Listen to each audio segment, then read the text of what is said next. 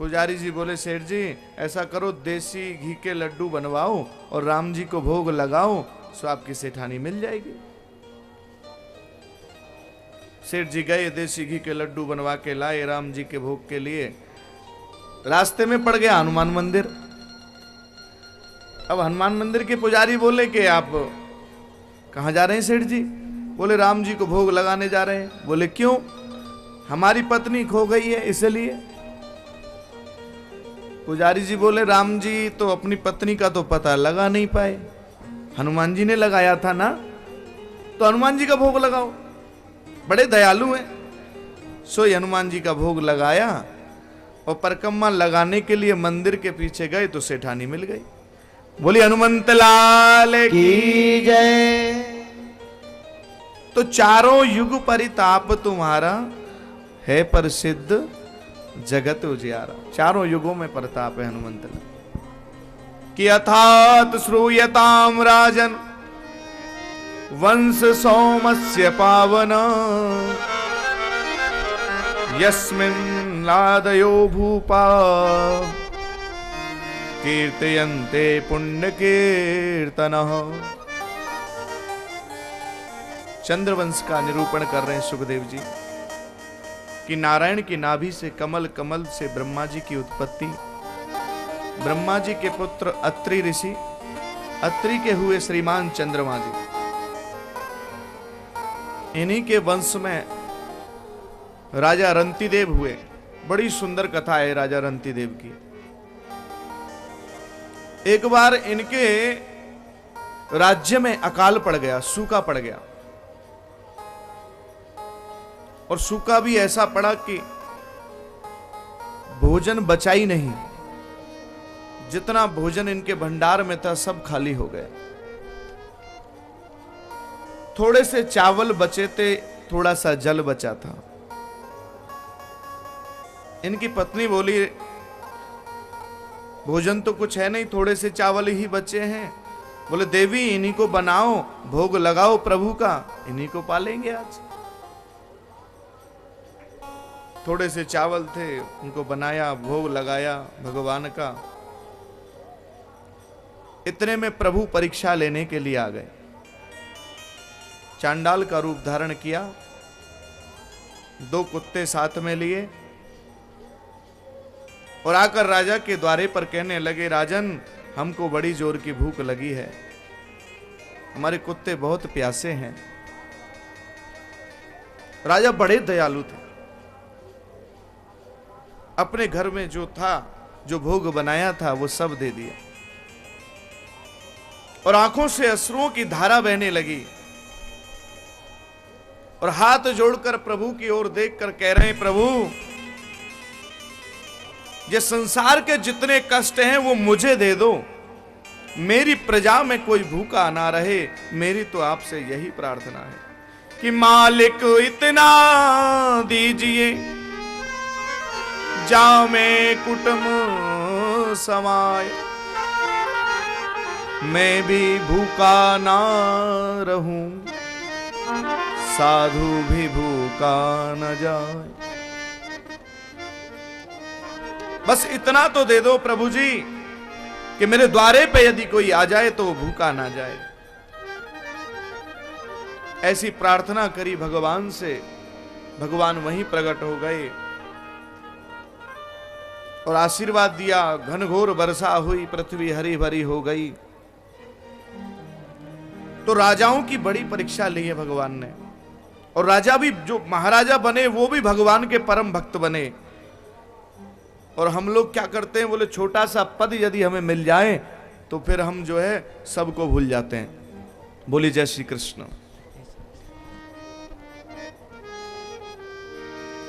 कभी भी अभिमान नहीं करना चाहिए जीवन में। भागवत में यदि कोई सबसे पहली चीज है तो वो भक्ति है। भागवत से सबसे पहले हमें मिलता है भक्ति का भाव। भक्ति से क्या होता है, बोले भक्ति से समर्पण भाव आता है।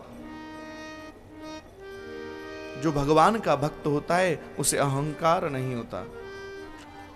उसके अंदर तो एक ही भाव होता है, प्रभु जो कुछ है सब आपका है, मैं तो आपका दास हूं। इसलिए सबसे पहले हमें अपने जीवन में भक्ति को उतारना चाहिए। ज्ञानी को अहंकार हो सकता है, धनवान को अहंकार हो सकता है, विद्वान को अहंकार हो सकता है, लेकिन भक्त को कभी अहंकार नहीं होता। ऐसे सुंदर भक्तों की कथा है चंद्रवंश में। चंद्रवंश में ही एक राजा देवमीड़ हुए, जिनके 2 पुत्र हुए, अर्जन्य और पर्जन्य। अर्जन्य और पर्जन्य के ही एक के हुए नवनंद, जिनको हम नंद बाबा आदि कहते हैं, और एक के हुए सूरसेन। सूरसेन के ही वसुदेव जी हुए। वसुदेव जी के 7 विवाह हुए कि गौरवी रोहिणी भद्रा मदिरा रोचना इला देवकी प्रमुखा आसन पत्न्यानक दुंदभे। 7 विवाह हुए। सबसे छोटी हैं देवकी, जिनके 6 पुत्रों को कंस ने मार दिया। 7वें बलराम जी हुए, जो रोहिणी के गर्भ में स्थापित हुए, रोहिणी के गर्भ से जिनका जन्म हुआ। 8म में भगवान श्री कृष्ण का जन्म हुआ, जो कि गोकुल में रहे, गोकुल में अनेकों लीलाएं की, वृंदावन में अनेकों लीलाएं की, और लीला करके मथुरा आए, कंस का उद्धार किया। उसके बाद में द्वारिका गए, द्वारिका में रहने लगे। फिर कौरव पांडवों में महाभारत का युद्ध कराया। फिर अपनी द्वारिकापुरी में आ गए और अपने धाम को चले गए। बोले बाल कृष्ण लाल की जय। इस प्रकार सुखदेव जी ने राजा परीक्षित को कृष्ण कथा को श्रवण कराया। परीक्षित ने जब कृष्ण कथा को सुना तो हाथ जोड़कर कहने लगे, गुरुदेव हो गई कृष्ण कथा, हो गई कृष्ण कथा। बोले हाँ, अभी बताया तो था मैंने, हो तो गई कृष्ण कथा। नहीं गुरुदेव, जिन प्रभु ने मुझको गर्भ में जाकर बचाया, उनकी कथा मैं इतनी सूक्ष्म सुनूं, और मुझे क्या, मेरे परबाबाओं को भी उन्होंने ही बचाया। जब महाभारत का युद्ध हो रहा था तो सामने भीष्म पितामह, द्रोणाचार्य, कृपाचार्य, बड़े बड़े महारथी वीर थे। लेकिन गोविंद की कृपा से मेरे बाबाओं ने उस युद्ध को ऐसे जीत लिया कि एक छोटा सा बच्चा गाय के खुर को पार कर देता है। उस कन्हैया की कथा को इतना सूक्ष्म मत सुनाइए, मुझे तो विस्तार से सुनाइए। सुखदेव जी कहते, राजन 4 दिन हो गए, अभी तक आपने न पानी पिया न जलपान करा, कुछ पा लीजिए, उसके बाद में कृष्ण कथा सुनाऊंगा। सुखदेव जी से कह रहे हैं परीक्षित, गुरुदेव जो आप मुझे कथा रूपी अमृत पान करा रहे हैं ना, उसकी कृपा से मुझे न भूख लग रही है न प्यास लग रही है। मैं ये अभिमान नहीं कर रहा, क्योंकि उस प्यास के कारण ही मैंने एक संत का अपराध किया था। मैं ये अपराध नहीं, मैं अभिमान नहीं है मेरा ये, लेकिन आपकी कृपा से जो कथा रूपी अमृत पान आप मुझे करा रहे हैं, उसकी कृपा से मुझे भूख नहीं लग रही, ना प्यास लग रही है। केवल आप तो कथा रूपी अमृत पान कराएं मुझे। सुखदेव जी गदगद हो गए और कथा सुनाने लगे, कृष्ण कथा। कृष्ण कथा में प्रवेश करने से पहले भगवान गोविंद का थोड़ा कीर्तन करेंगे। गोविंद मेरो है, गोपाल मेरो है, गोविंद मेरो है, गोपाल मेरो है, गोविंद मेरो है,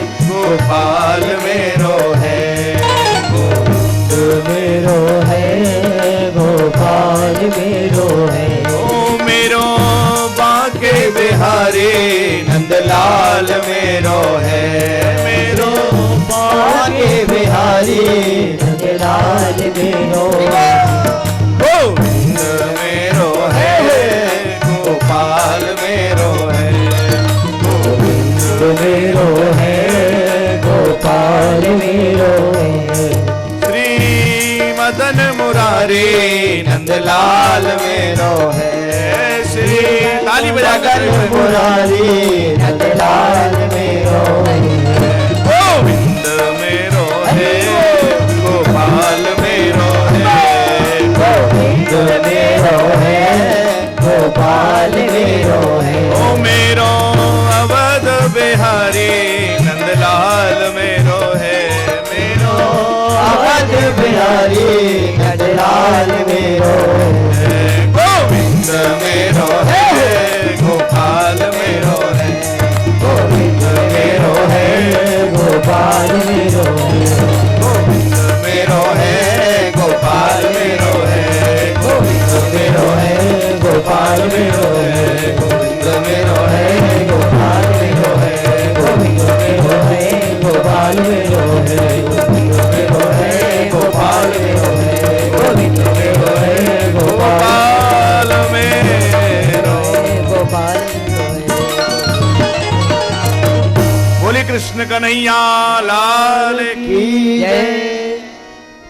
सुखदेव जी कहते राजन, मथुरा के राजा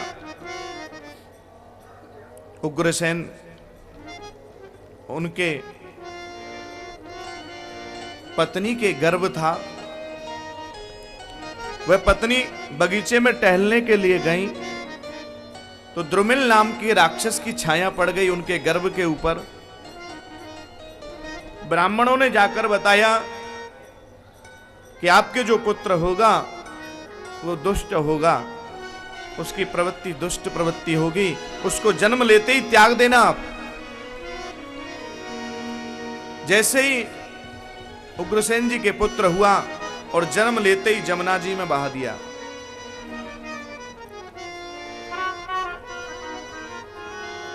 और जन्म लेते ही जमुना जी में बहा दिया। जमुना जी में ये बह रहे थे कि वसुदेव जी के पिता सूरसेन स्नान कर रहे थे। उन्होंने देखा कोई बच्चा बह रहा है, सो ले आए घर और आकर अपनी पत्नी से बोले अब हमारे 2 पुत्र हो गए। वसुदेव जी के साथ में कंस का पालन हुआ, इसलिए वसुदेव जी से बहुत प्रेम करते थे कंस, उनकी हर बात मानते थे। लेकिन देवर्षि नारद उन्होंने आकर कंस को बता दिया कि ब्राह्मणों के कहने पर आपके पिताजी ने आपका त्यागन कर दिया था। अब ये तो दुष्ट प्रवृत्ति का था। सो जाकर तपस्या की, घोर तपस्या करके भगवान शंकर से वरदान प्राप्त किया, धनुष दिया भगवान शंकर ने और कहा कि जो इस धनुष को तोड़ेगा वो तुमको नहीं छोड़ेगा, इसलिए इस धनुष को संभाल कर रखना। अपनी सेना को लेकर अष्टासुर, व्योमासुर, केशनी, धेनुकासुर, बकासुर आकर मथुरा पर चढ़ाई कर दी। अपने पिता को कारागार में डाल दिया और स्वयं गद्दी पर बैठ गया। लेकिन एक दिन मन में भाव आया क्यों ना अपनी चचेरी बहन देवकी का विवाह मैं वसुदेव जी के साथ में कर दूं। ऐसा मन में भाव आया क्योंकि वसुदेव जी को जानते हैं, मित्र हैं। विवाह संपन्न हुआ। विवाह तो संपन्न हुआ, उसके बाद में कंस ने सोचा मैं स्वयं सारथी बनकर जाऊंगा अपनी बहन को विदा करने के लिए। लेकिन जो देवता होते हैं ना, ये भी माताओं की तरह होते हैं, इनके हृदय में कोई बात रुकती नहीं है। अभी देवकी अपने घर नहीं पहुंची उससे पहले ही आकाशवाणी कर दी, ए कंस, जिस बहन को तू इतनी प्रसन्नता के साथ विदा करने जा रहा है, इसका अष्टम गर्भ तेरा काल होगा। और जैसे ही कंस ने सुना अब तो दुष्ट प्रवृत्ति का है, तलवार निकाल ली, देवकी के बाल पकड़ लिए, रथ से नीचे खींचा। वसुदेव जी ने रोका क्या कर रहे हो? आप इतने बड़े राजा एक स्त्री को मारोगे? इसका अष्टम गर्भ ही तो तुम्हारा काल होगा। मैं वचन देता हूं कि 8 बच्चों तक मैं आपको लाकर दे दूंगा। देवकी को छोड़ दो। कंस बोला तो मेरी भी एक शर्त है कि आपको कारागार में रहना पड़ेगा। अब वसुदेव जी ने सोचा कि अगर जीवन बचाना है, प्राण बचाने हैं, तो कारागार में भी रहना पड़ेगा, क्योंकि जो देवताओं ने निर्धारित कर दिया वो तो होगा। लेकिन भगवान पहले जब किसी के पास आते हैं ना कृपा करने के लिए, तो पहले थोड़ा कष्ट देते हैं, परीक्षा लेते हैं। जब कोई भक्ति के रास्ते पे चलता है ना, तो उसके बीच में बहुत अड़चन आती हैं।